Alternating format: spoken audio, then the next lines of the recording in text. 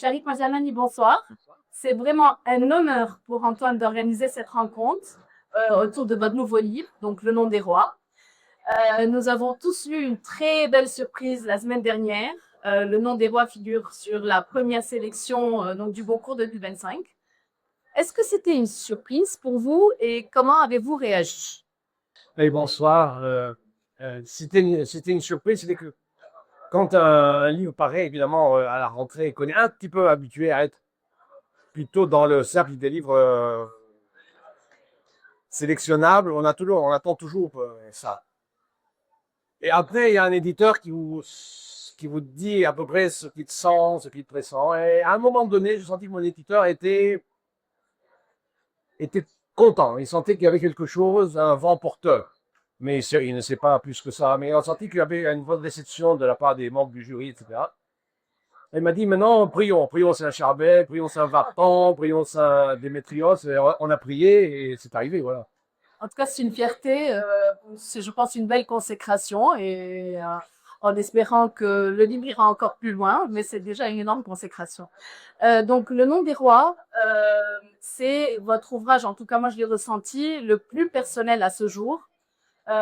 Donc, pour ceux qui n'ont pas encore lu, il s'agit vraiment de votre passage à l'âge adulte. Pourquoi maintenant? Et pourquoi avoir attendu donc pour écrire ce livre? En fait, j'ai pas beaucoup attendu. C'est un livre dont j'avais écrit la première partie, qui est vraiment la partie de mon adolescence juste avant la guerre. Il y a longtemps, il y a 10, 12 ans, mais je n'ai jamais voulu la publier, la proposer à un éditeur parce qu'elle n'était pas encore assez, elle n'était pas là. Il lui fallait une suite. Je sentais qu'il fallait une retombée. Et donc, forcément, le passage, le moment où la guerre arrive et interrompt cette adolescence rêveuse, parce que c'est de ça qu'il s'agit. Et donc, à l'époque où j'ai écrit ce livre, j'avais pas du tout envie d'écrire mon expérience de la première année de la guerre. Et donc, j'ai laissé le texte de côté en me disant c'est dommage, il est très beau, c'est dommage, il est très beau. Et là, il y a 2 ans, parce que ça prend du temps, j'ai écrit d'un seul coup la deuxième partie. J'ai lu le texte, c'est la première partie, et je me suis dit, mais là, je peux le faire, je peux faire la suite. Et donc, j'ai écrit la suite d'un coup, quasiment d'un coup. Et je l'ai envoyé à l'éditeur en disant, bon, écoute, c'est un texte qui a quand même de 2 époques. Est-ce qu'il y a des ruptures de temps, etc.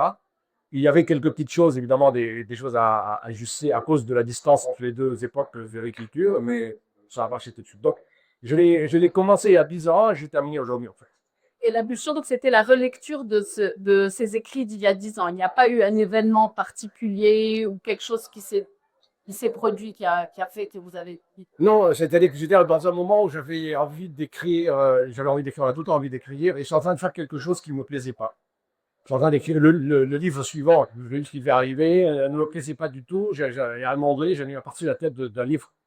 Un livre qui vous fait souffrir, à un moment, on dit, mais non, on n'est pas obligé là, de se faire souffrir. Je l'ai mis de côté, je dis, bon, maintenant, j'ai plus rien, et je ne peux pas n'avoir plus rien. Je dis, reprenons ce fabuleux manuscrit ancien, je l'ai relu, et si c'est ça qu'il faut faire maintenant. Et donc, c'est ce livre-là qui est paru à la place de celui que j'arrive pas à faire. Vous dites que vous avez écrit cette première partie il y a à peu près 10 ans. Pourtant, moi, j'avais vraiment l'impression de lire l'enfant en vous, parce que vraiment vos rêves, surtout vos déceptions, en fait. Combien c'était facile ou difficile pour vous de se reconnecter à ce moi enfant? Vraiment ces blessures. Est-ce que Je crois que toutes les expériences qu'on fait quand on est enfant, c'est pas tout à fait l'enfance, c'est l'adolescence en fait. C'est le début, mi et fin d'adolescence. Ben, c'est des choses, je crois, pour la plupart d'entre nous, c'est ce qui reste le plus ancré en nous. C'est-à-dire que je crois qu'on est construit sur notre enfance et notre adolescence. Alors, soit on refoule tous ces souvenirs, on ne veut pas en entendre parler parce qu'ils ont été trop durs, soit ils étaient très agréables et enfin, évidemment, traversés par moments de choses pas agréables. Mais globalement, on est bâti dessus. Et je crois que la plupart des écrivains du monde, quand ils écrivent, ils sont travaillés par quelque chose qui vient de l'enfance ou de l'adolescence. Donc, c'est des choses qui sont restées très, très vivantes en moi de tout temps. Et ça m'a été extrêmement facile. Au contraire, c'était un plaisir incroyable d'écrire sur cette période parce que il me semblait avoir réussi à me retrouver moi aussi. J'espère que le lecteur se sentira bien dedans, mais moi, j'étais vraiment plongé dans l'ambiance de mon enfance, enfin de mon adolescence, c'est pas une enfance, c'est une adolescence. Et toutes les choses que j'ai vécues à cette époque-là, j'ai réussi à les formuler et c'est une grande satisfaction. Et vous parlez beaucoup aussi de votre amour du livre. Donc, il y a le vieux dictionnaire de votre grand-père. Il y a un moment, avec Simone, vous découvrez des livres anciens. Vous faites souvent référence à la mythologie, aux grands héros de l'histoire. Donc, comment toute cette période a contribué à faire de vous l'écrivain que vous êtes aussi aujourd'hui? En fait, je pense que c'était essentiellement ça que le fait de moi un écrivain. C'est d'abord l'ami des livres. J'avais des livres chez moi, et des livres de ma mère, et puis qui m'a acheté des livres elle aussi. Et je le dis d'ailleurs dans le livre à deux reprises, l'endroit où j'allais le plus, c'était à la librairie Antoine. Et il n'y en avait pas beaucoup d'autres à l'époque. Enfin, il y avait quelques petites librairies, mais à la librairie Antoine des Sous. Parce que j'allais chez mon père dans ses magasins et ça m'ennuyait le commerce. Et donc je fuyais, j'allais à chez Antoine et j'achetais des livres. Et les livres, évidemment, je les achetais toujours avec que des sujets historiques et mythologiques, mais avec toujours quelque chose d'héroïque, de grand. On c'était toujours l'histoire ancienne. Et dans l'histoire ancienne, il y a forcément d'abord des histoires héroïques, épiques. Donc ça construit un certain imaginaire qu'on retrouve après dans les livres, parce qu'on a souvent dit que mes livres étaient épiques. Enfin, quoi. Et aussi, il y a les mêmes, il y a tous les noms de ces princes, de ces rois, de ces hommes de l'histoire ancienne, etc., qui me fascinaient complètement. Et je pense que ces deux aspects, c'est un style épique et la beauté des noms, c'est pour ça que le livre s'appelle Le nom des rois, a sans doute créé, je ne sais pas si ça a créé chez moi ce devenir d'écrivain ou si c'est le- la fatalité de devenir écrivain qui a fait que je me suis intéressé à ça, en fait. Je sais pas. Je ne sais pas si le public aimerait poser à ce moment-là une question à Chalim Majalani ou si je continue autour de l'ouvrage. Ok.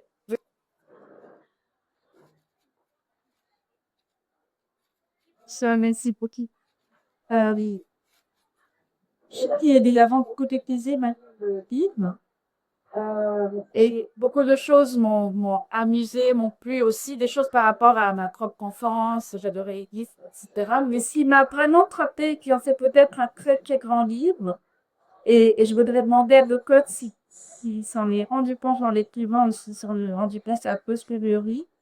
Ce qui m'a vraiment frappé, c'est que cet enfant ou cet adolescent connaît la désillusion. Vous pensez que les guerres étaient des grandes épopées héroïques, magnifiques, avec des princesses qu'on enlève sur un cheval, etc. Et quand la vraie guerre arrive et découvre que c'est laid, que c'est violent, que c'est sale, que c'est affreux. Et pour moi, ça a résonné avec ce qu'on voit aujourd'hui dans le monde. C'est-à-dire, pendant 80 ans, on a essayé de cultiver vraiment, de baser sur le droit international, sur la paix, sur le dialogue des Nations Unies. Et aujourd'hui, on voit ce monde s'effondrer euh, devant nous. Et ça a eu comme une résonance. Et à mon sens, c'est ça qui en fait un très, très grand livre, facile décrit à son niveau personnel, ce qu'on peut voir qui se passe autour de nous. Et ça m'a vraiment merci. Donc, peut-être que faire lire cette chose et dire, ah, ça, c'est déjà dépensé. C'est très intéressant. Mais après, chacun le lit à sa manière. Mais moi, c'était davantage très personnel dans ce sens que je me faisais une idée de l'histoire. Effectivement, bah, c'est un peu le cas, mais c'est que l'histoire ancienne est toujours très grande. Napoléon, c'est fabuleux. Alexandre le Grand, c'est épique. Toutes les guerres anciennes nous paraissent, parce qu'on n'en garde que les souvenirs des moments héroïques. On ne se rend pas compte qu'il y a des morts et des blessés, de la famine et la misère, etc. Surtout quand on est adolescent. Après, quand on grandit, on comprend. Mais quand on est adolescent, on est surtout pris par Alexandre le Grand, c'est beau, Napoléon, des aventures, la conquête de l'Orient, puis grand rêve napoléonien qui sont d'une foutaise, en fait. Et lorsque on grandit un petit peu, on découvre les choses. Moi, j'avais pas encore suffisamment grandi pour le comprendre, mais j'ai été confronté à la guerre réelle. Je n'ai pas vécu, hein, je ne raconte pas, il n'y a pas de guerre dans mon livre, et on ne voit pas de guerre, il y a juste un type qui tire un coup de feu, c'est le seul. Mais sinon, il y a l'idée que on entend des histoires, et des histoires qu'on entend, les miliciens que l'on voit, on dit, mais logiquement, ces miliciens, bah, c'est des mecs qui font la guerre, logiquement, ils doivent ressembler aux miliciens, enfin aux guerriers d'antan. Et là, des histoires que j'ai Vous savez, l'horrible chose qui se passait pendant la guerre civile, c'est quand les combattants attachaient un combattant adverse à une voiture et le traînaient derrière eux. C'est une chose que tout le monde a vu, m'a entendu, moi, on me l'a raconté. Mais ça a fait écho, un écho terrible chez moi avec l'histoire de Hector traîné par le char d'Achille dans l'Iliade.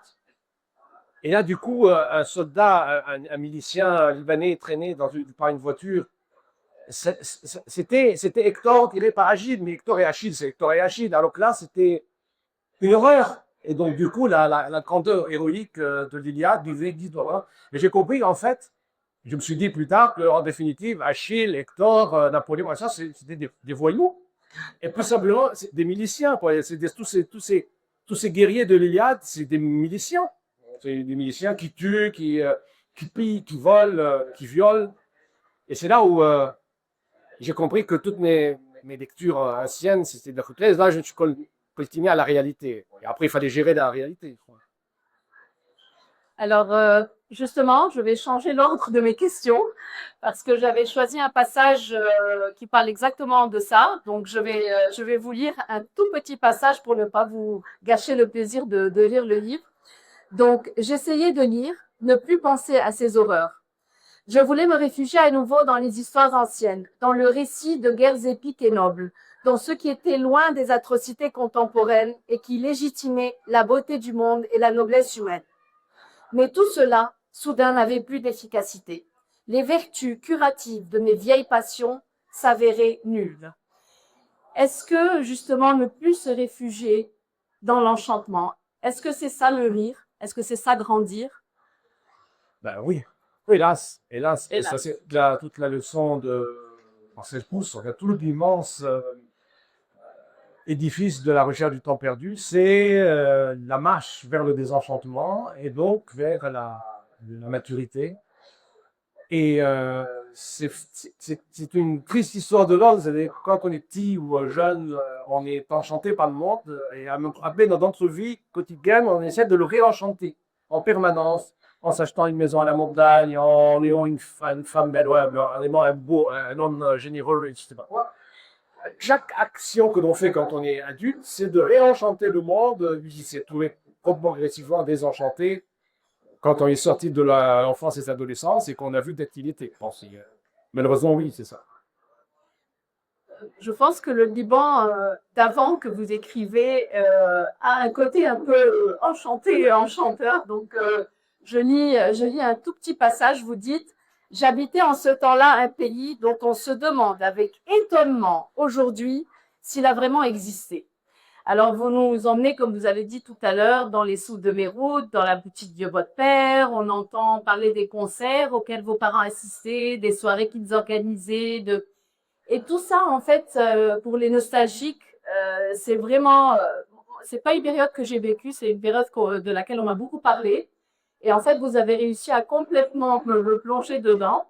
Et puis, tout d'un coup, justement, paf, il y a la guerre, il y a l'avant, il y a l'après. Et vraiment, j'ai ressenti en tant que lectrice que ces deux parties avaient été équivalentes c'est-à-dire que le livre est quasiment coupé en deux. Est-ce que c'était conscient? Pas du tout. Ah, Non, pas du pas tout. du tout. La première partie, je l'ai laissée telle que j'avais écrite il y a 12 ans, en fait, même pas 10. Et l'autre, j'ai écrite et quand j'ai fini d'écrire ce que j'avais à écrire, et c'est effectivement quasiment équilibré, mais c'est vraiment un hasard. Hein, mais après, après, je crois que si l'une avait été beaucoup trop plus longue, c'est-à-dire si la deuxième partie avait été beaucoup plus longue, moi, j'aurais pas accepté, j'aurais certainement fait en sorte qu'elle soit, parce que je voulais pas qu'une partie bouffe l'autre, en fait. Mais il n'en demeure pas moins que la deuxième partie sur la guerre, c'est quand même, c'est vraiment l'année 76, début 75, enfin 75 et début 76. Ouais. Un an, de l'été 75 à l'été 76, c'est un an. Alors que le reste, ça reste le flou de la fin de l'adolescence, ça peut être 3-4 ans. Mais dans mon souvenir, c'est deux périodes qui s'équivalent. L'une, c'était vraiment le moment encore de l'enchantement, et l'autre, c'est de ah, c'est ça le monde. Que quelqu'un aimerait intervenir dans le public, poser une question à Shamik Mwazalani?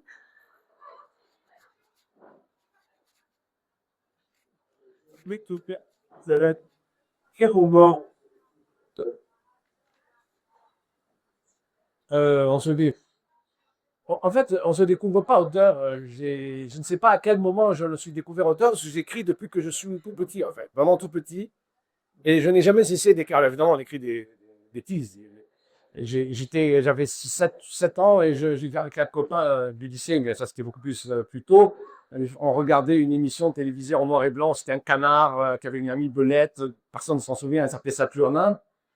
Et c'était des petites choses d'enfants, quoi, vraiment de gamins. Et quand on arrivait à l'école le lendemain, lui et moi, on écrivait des scénarios de nouveaux épisodes de Saturnin. Bon, j'ai écrit depuis que je suis petit.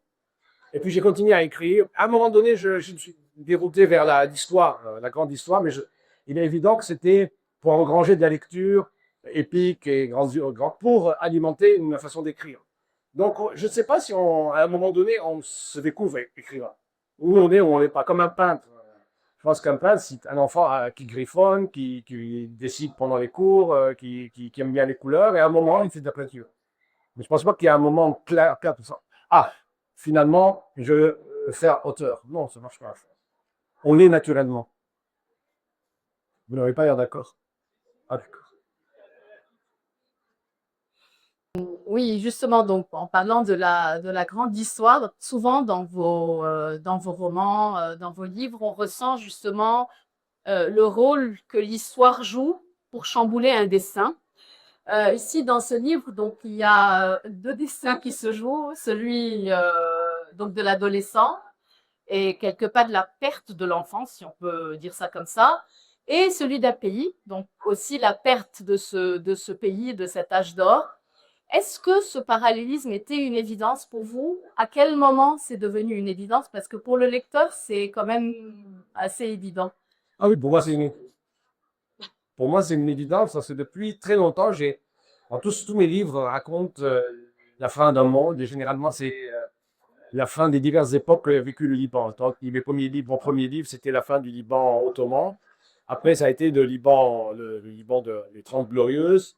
Et donc, c'est toujours la fin d'une époque que je raconte. Même un livre qui n'a rien à voir, qui se passe en Irak, raconte la fin d'une époque avec le déclenchement de la guerre en Irak qui a changé complètement la donne internationale. Mais il y a quelque chose dans le fond qui me travaillait, c'est le fait que la fin d'un monde m'intéresse, la fin d'une époque, le changement, la transformation, le passage d'un temps à un autre, est quelque chose qui était ancré, qui me passait par moi en fait. Parce que j'avais 15 ans là, quand la guerre a éclaté. Et 15 ans, c'est vraiment un moment où on se souvient encore très bien de ce qu'il y avait avant. Et on voit les changements de manière très claire. Je l'ai dit, je ne sais pas si c'est écrit quelque part dans les trucs de promotion, mais je pense que j'appartiens à la toute dernière génération. Ceux qui ont eu 15 ans en 75 sont les derniers à se rappeler réellement du Liban d'avant. Parce que ceux qui sont nés une année de plus, ceux qui ont eu 14 ans ou 13 ans ou 12 ans au moment de la guerre, ne se rappellent plus du Liban. Donc je pense que la dernière génération à se souvenir de ce pays. Et c'est quelque chose qui m'a beaucoup marqué parce que précisément, j'étais attaché à ce pays, mais sans m'en rendre compte. J'étais jeune.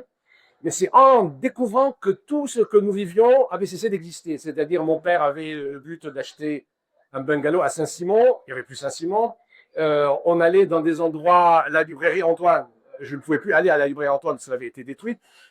Je m'apercevais que notre vie était en train de changer. Et bon, je pense que les plus âgés que moi, mes parents, etc., avaient une vision d'être plus surplombante. Ils savaient que bon, ça s'arrangerait un jour. Mais pour moi, j'étais engoncé dans tout ça, c'est terminé, tout ça, c'est fini. Et là, je l'ai vécu jusqu'à aujourd'hui. Et pour moi, dans mon imaginaire, il y a réellement une coupure absolue entre mes 15 premières années et le reste de la vie. Euh, oui, et vous, par moment, vous dites que vous essayez de ne pas voir la réalité en face. Même Nawal, je pense, votre cuisinière, la ressentait et vous faisiez semblant de ne pas vraiment comprendre. Je, j'ai eu parfois des sensations de parallélisme avec ce qui se passe aujourd'hui. Euh, et on le ressent souvent dans vos livres parce que malheureusement, l'histoire au Liban semble se répéter bien plus qu'on aimerait. Qu'est-ce que vous en pensez, vous? Alors, la chose qui se répète le plus, c'est évidemment la question du déni, en fait. C'est-à-dire qu'on on vit souvent les mêmes événements et ces événements finissent par aboutir à des drames, mais pendant la période où les drames ne sont pas encore arrivés, on vit dans le déni complet. Donc ça va aller, ça va s'arranger, etc. Ça a été le cas dans la période d'avant la guerre civile dont je parle, où il y avait les Palestiniens étaient armés, les milices s'armaient, etc. Mais tout le monde vivait, comme je le dis, on a des gens fêtés, il y avait les grandes soirées mondaines, il y avait bon, j'en fais un peu l'inventaire, tout ça. Et alors qu'en fait, il y avait des combats qui se passaient un peu partout avant que ça n'explose. Après, pendant 30 ans après, on a vécu tous avec une milice armée, avec l'occupation syrienne.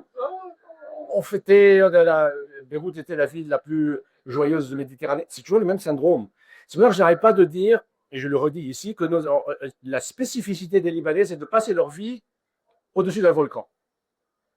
Ils entendent le volcan qui gronde, ils sentent que ça ne va pas aller, mais pouf, c'est pas grave, ça viendra quand ça viendra peut-être pas. En attendant, allez-y.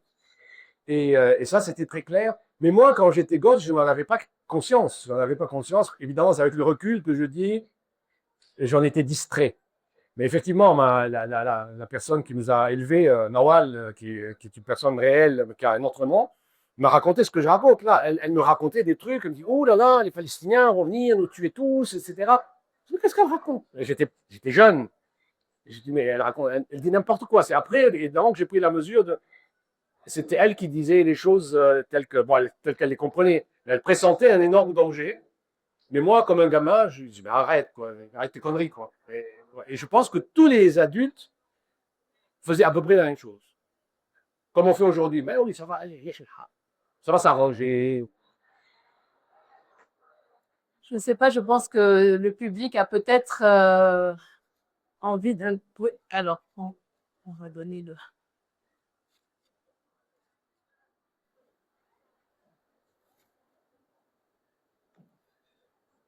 Ouais. Je voudrais poser une question qui s'est passée la nous avant que je vienne. Mais écoute, quoi tu peux peut-être si tu as peut-être listé sur la liste des livres cool? D'autres livres dans ce livre qui ont eu poussé le résultat. Je n'ai aucune idée. Chaque fois qu'il fait un de mes livres, je peste, je maudis le bon sang parce que je ne suis pas dessus. J'étais dans toutes les locklists, j'étais dans le Médiciste féminin, le machin, le Replia, tous les prix du monde, j'étais dessus. Jamais le Boncours. Cette année, je ne sais pas. Non, ce que je sais, c'est que, parce que mon éditeur m'a dit qu'il y a eu énormément de retours, c'est que la plupart des membres du jury ont aimé le livre. Bah, ça me vexe un peu parce que ça veut dire qu'ils n'avaient pas aimé le précédent, je ne sais pas. Mais c'est ça la réponse, en fait. C'est qu'il faut qu'ils aiment un livre. Et après, mais vraiment, je sais pas comment ça se passe. On raconte beaucoup d'histoires sur. Mais la preuve que des histoires qu'on raconte sont souvent un petit peu exagérées, c'est que mon éditeur, dont on dit souvent qu'il est très intrusif, etc., les jours précédents, il me disait, écoute, ça sent bon, mais il faut surtout prier et, pour que ça marche. Et il avait l'air aussi stressé que moi, sinon pire. Donc, je ne sais pas. Ils ont aimé le livre, on va dire. C'est mieux, non? Il y avait.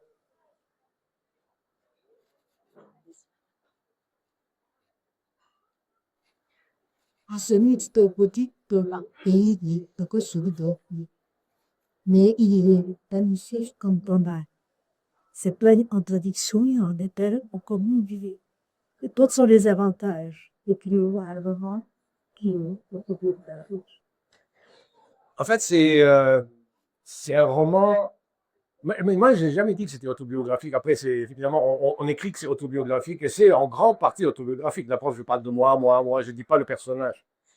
Mais ça a quelque chose d'autobiographique en ce sens que d'abord, les noms ne sont pas les mêmes. J'ai changé les noms. L'autobiographie oblige à mettre les noms véritables et du coup, elle empêche de dériver un peu quand même malgré tout. Et là, il y a des dérives forcées. Par exemple, le fils du roi que j'ai fréquenté au lycée, c'était pas un fils du roi, c'était le fils d'un dignitaire très proche du roi d'Afghanistan. C'était pas le roi. Donc, mais j'avais besoin d'un roi, moi. Donc là, j'arrange un petit peu. Et bon, mon père n'a jamais. L'histoire de l'Irak, j'ai un peu arrangé. Donc il y a des détails qui ne sont pas strictement autobiographiques, mais beaucoup plus de l'ordre de l'imaginaire. Pas beaucoup, hein. C'est deux épisodes, en fait, l'Irak et le roi lui-même, qui font que du coup, c'est plus de l'autobiographie, ça reste quand même un roman très autobiographique. Plutôt. Après, il y a quelque chose, pardon un peu. C'est que même ce qui est autobiographique, c'est-à-dire la scène finale, comme beaucoup de scènes dans les romans, dans les livres, c'est parfois deux histoires qu'on condense en une seule. La scène finale, c'est deux amours un peu espacés dans le temps que j'ai combinés en un seul. Et ça, un autobiographie ne peut pas se permettre de le faire. C'est plus romanesque. Donc, quand on condense pour l'économie du récit, et donc du coup on sacrifie à l'hyper-véracité, ça devient davantage romanesque. On ne va pas entrer dans un cours de littérature, hein, ça devient...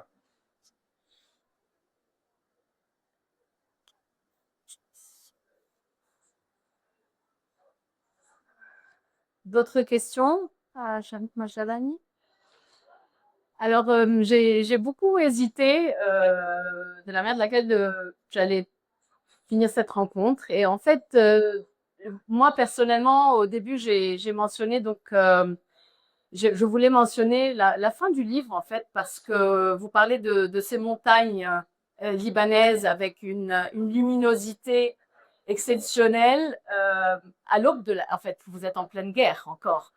Et c'est là qu'on a est-ce que ça doit être de l'espoir? Est-ce que ça doit être une forme de résignation? Est-ce que ça doit être cette sagesse qui dit que l'histoire passe, mais que finalement nos montagnes restent?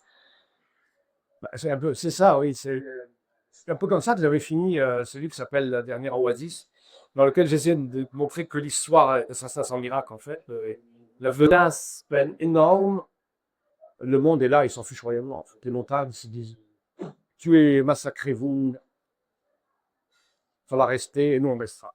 Mais l'idée ici aussi, c'est que ces montagnes, elles sont dans les deux parties du livre, parce que ces montagnes, c'est des montagnes de mon enfance où j'ai passé tous mes étés d'enfant, et je les avais peuplées de rois, de machins. Je faisais des promenades, j'imaginais des histoires invraisemblables, je faisais jouer mes copains à la cavalerie, je sais pas quoi.